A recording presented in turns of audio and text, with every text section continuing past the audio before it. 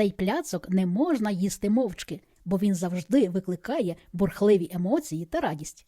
Адже готується ця смакота дуже швидко, а смакує так, наче ви придбали пляцок у дуже крутої господині за пристойні кошти. І сьогодні я розповім вам, як це чудо приготувати. Тож до роботи. Перш за все розпочнемо з макової маси. Отже, якщо ви хочете приготувати цей пляцок максимально швидко, то скористайтесь готовою маковою масою, яку продають у крамницях. Це уже запарений і перемелений мак разом з горіхами та цукатами.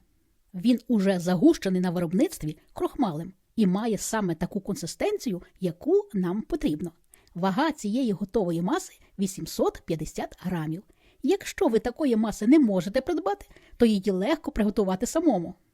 В описі під цим відео я напишу усі інгредієнти для неї та розпишу спосіб приготування. Отже, йдемо далі. У 2 яєць середнього розміру відділіть білки від жовтків. Для макової маси ми використаємо лише білки. Збийте білки виделкою просто до легкої піни. Тут нічого не потрібно збивати у пишну стійку масу. Просто розбийте білки виделкою, щоб вони стали однорідними. Вилийте їх до макової маси і ретельно перемішайте усе до однорідності. Випікати пляцок ми будемо одним коржем у формі розміром 18 на 28 см. Застеліть дно форми якісним пергаментом. Висота бортиків форми повинна бути не нижче 5-6 см. Отже, рівномірно розкладіть макову масу на дні підготовленої форми. А потім ложкою ретельно розрівняйте, щоб її товщина усюди була приблизно однаковою. І лише після цього починайте готувати тісто. Друзі, нагадую, що у мене вийшов 2-й том про пляцки – нові святкові пляцки. У книзі найкращі рецепти пляцків, які вдаються з першого разу. До кожного із 50 пляцків є велике яскраве фото розрізу, щоб відразу бачити, як має виглядати.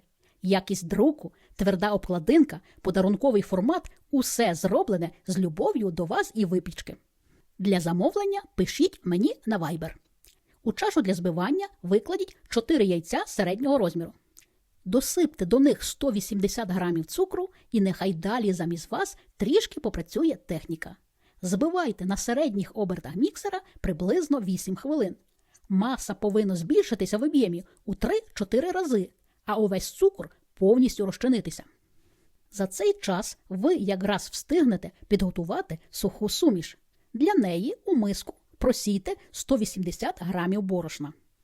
Докладіть половину стандартної пачки розпушувача незалежно від її ваги.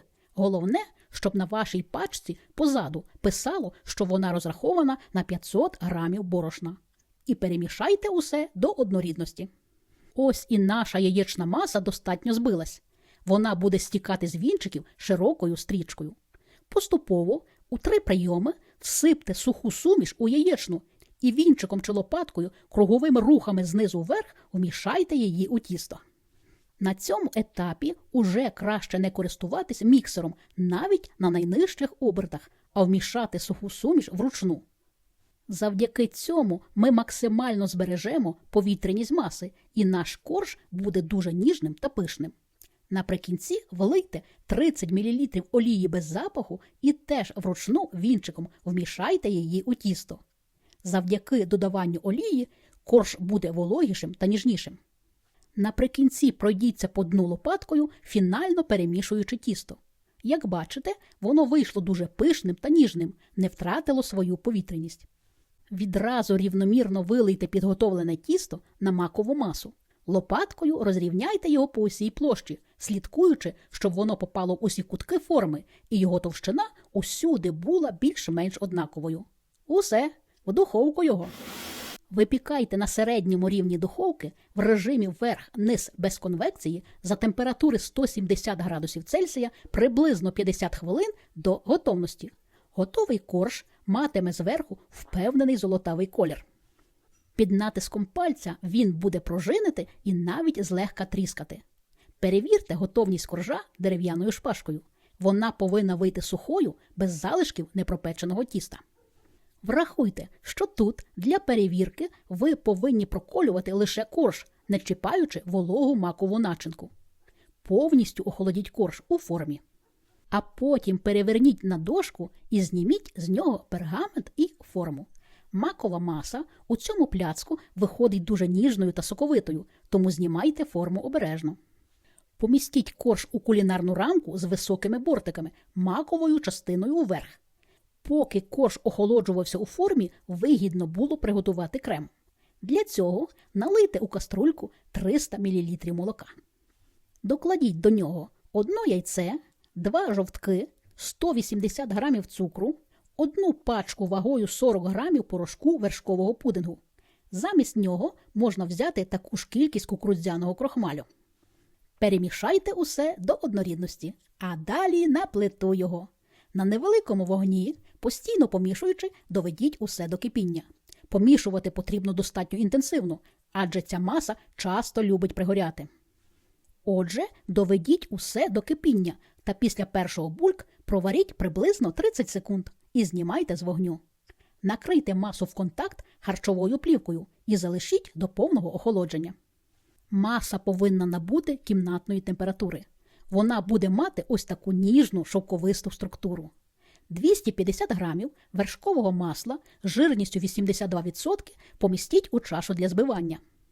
Масло повинно теж бути кімнатної температури. Це важливо для того, щоб крем не розшарувався.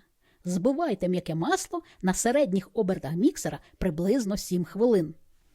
За цей час воно повинно посвітліти і суттєво збільшитись в об'ємі. І лише після цього знизьте швидкість до мінімальної і поступово по столовій ложці починайте докладати заварену масу. На цьому етапі нам не потрібно нічого ні довго перемішувати, ні інтенсивно збивати. Наше завдання, щоб маса стала однорідною. Як тільки це станеться, міксер потрібно вимкнути. Цей крем виходить дуже пишним та повітряним.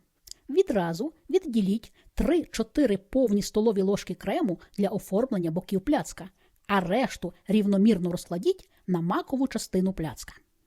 Розсуньте ложкою по осі площі та розрівняйте. Далі нам потрібен буде ось такий усім знайомий круглий рожевий зефір. Візьміть 6 штук такого зефіру і розділіть кожен на 2 половинки. У нас вийде 12 половинок. Розкладіть половинки на кремі випуклою стороною вверх. У нас вийде 4 ряди по 3 половинки в кожному ряді. А далі втисніть кожну половинку у крем. Випукла частина зефіру повинна майже зрівнятись із рівним кремом. Далі приготуємо дуже смачну поливку, яка тут чудово пасує. Для неї візьміть 100 грамів молочного шоколаду з цілим лісовим горіхом. Подрібніть шоколад до дрібнесенької крихти. Я це зробила у кухонному комбайні з насадкою металевий ніж. Також шоколад можна натерти на крупній терці. Помістіть шоколад у ковшик разом із жирними вершками і відправляйте усе на плиту. У мене були вершки жирністю 36%, кількість вершків 50 мл. На невеликому вогні, постійно помішуючи, доведіть до повного розчинення шоколаду, але ні в якому разі не доводьте до кипіння. Охолодіть масу до злегка теплої і починайте викладати її по черзі на кожен зефір. Тут важливо працювати з правильною температурою поливки. Якщо вона буде надто гарячою, то зефір та крем можуть почати топитись. Якщо ж вона буде надто холодною, то уже не зможе так легко розтікатись по усій поверхні зефіру. Усе. Не забудьте накрити форму з пляцком харчовою плівкою і помістити у холодильник на 8-10 годин для стабілізації. А також своєю щедрою рукою поставити мені вподобайку і написати гарний коментар, як і я щедро ділюся з вами своїми знаннями та уміннями. А ось і наш красень. Боки пляцка я змастила відкладеним кремом і посипала бісквітною крихтою. Вага нашого красеня 2 кг і майже 700 грамів, висота 6,5 см. Ну що, цікаво глянути, чи легко пляцок нарізається і чи красивий вийде на зрізі? Що тут сказати? Це дуже красиво та апетитно. Пляцок готується легко, швидко та просто і при цьому вражає як смаком, так і красивим цікавим розрізом. Він чудово нарізається як на смужки, так і на величезну кількість красивих порційних шматочків для подачі. Шматочки гарно тримають форму, не кришаться і не розвалюються. маковий прошарок не відшаровується від коржа, а крем від макового прошарку. Одним словом, тут усе дуже гармонійно, смачно та красиво. Готуйте і смакуйте, бо ми того варті.